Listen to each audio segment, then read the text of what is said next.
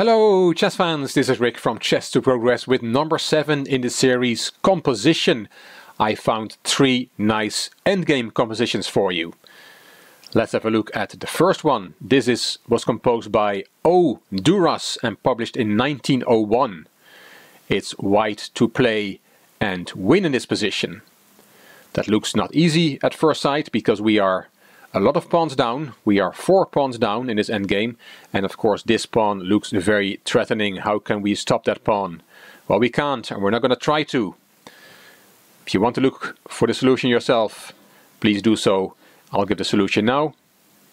Bishop d8 to e7 is the first move. And why is that so good? Well, let's first start running with our pawn. What happens then? After h2 we have bishop b4. And why is that good? Because after promotion to a queen, we suddenly find that black is checkmated on the spot. b2, b3, beautiful checkmate move.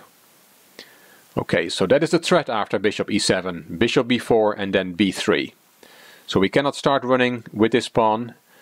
That will lose for black. What if black tries to wriggle loose with his king, try to flee with his king and then start running with the pawn? King a5. Well, then we have the nice move b3. And again, let's look at a checkmate. If black runs with his pawn, then there is bishop d8 check. The bishop going back where he came from. b6 is the only move. And then, very beautiful, the bishop goes back again. Bishop e7, it did its job on d8 to force black to play b6 and take that square away from the black king. If we then promote, bishop b4 is checkmate. Wonderful. So after bishop e7, first move, king a5, we played b3. So we cannot run with the h-pawn, but we can play a move like a6 to try and stop white's idea. And this is actually a very nice try from black. We play bishop d8 check again, and then b6 is the only legal move.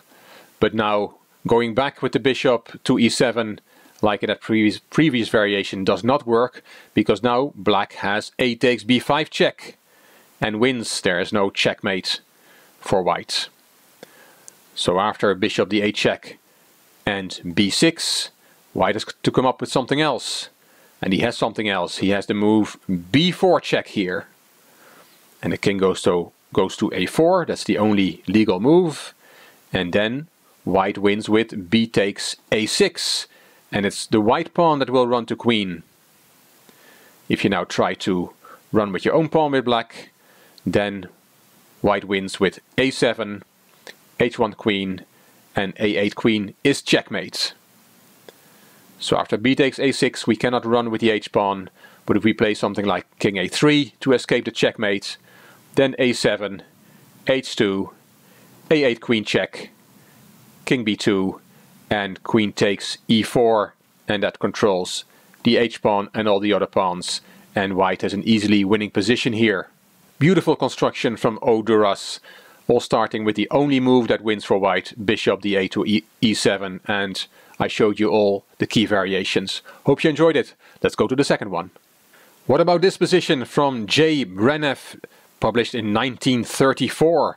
It's white to play and draw in this position. It looks unlikely, because how do we stop this pawn from running down the board? It's supported by the bishop, supported by the king, so white will have a hard time. But it is a draw, and how can we do that? Well, the first move makes a lot of sense. We play the king to g4, attacking that pawn. If we can win that pawn, the game is a draw straight away. So black only has one move, f3, protected by the bishop, and then king g3. All very logical so far. Now, another logical move, king g1, to support that f-pawn going down the board. And what can white do now against f2 and f1? Very little, it seems. Yes, his knight needs to help. There comes a knight, knight e6.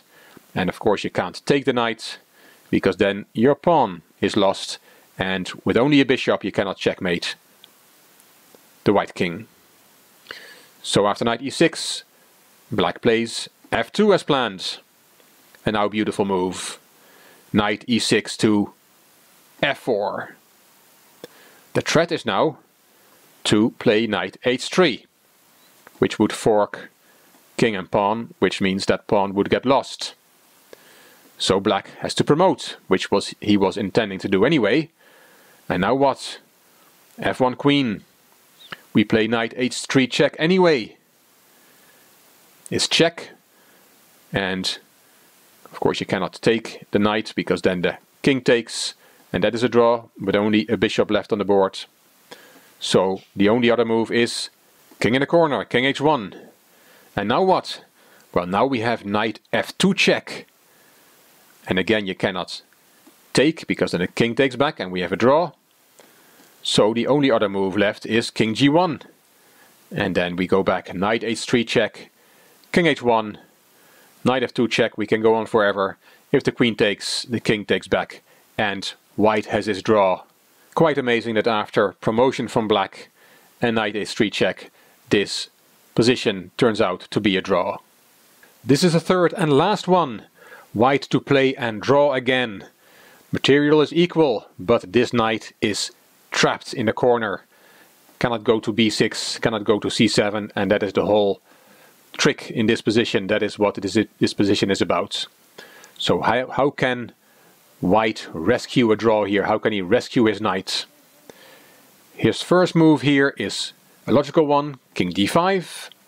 We're threatening to play the king to c6 to come to the aid of the knight. If you play king c8, trying to pick up that knight, there is king c6. And if you then play bishop h2, and you have to, because otherwise the knight will escape to c7, then there is knight b6 check. Surprising move. Because if you take that one, the king will take the pawn and the position is a draw. Black will only have a bishop left.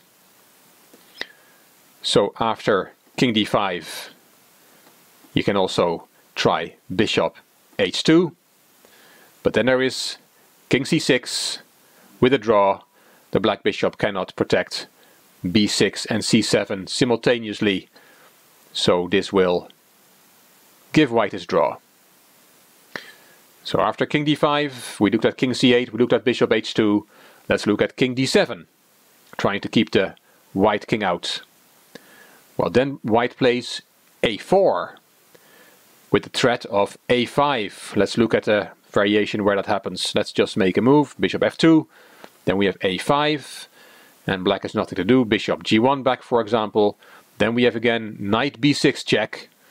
And if you take, then white takes back and we have a draw. So that is the threat after a4 to play a5 and knight b6. So black has to play a5 himself and is still hoping to trap that knight. King c4 from white then is the only move that draws. And king c6. And it looks good for black. We're going to win the knight and keep our pawn. Here white has knight c7. Beautiful move. You have to take, otherwise the knight has escaped. And then king b5, threatening to win that pawn. And if white can win the pawn, it's a draw. So bishop b6 is the only move here. And it looks like black is winning. But look at this move. King b5 to a6. What a move. Now the only move that doesn't cost material for black is king c6, but that move is also a draw because we have a stalemate on the board. Stalemate is a draw. Quite beautiful. H. Matheson, published in 1924.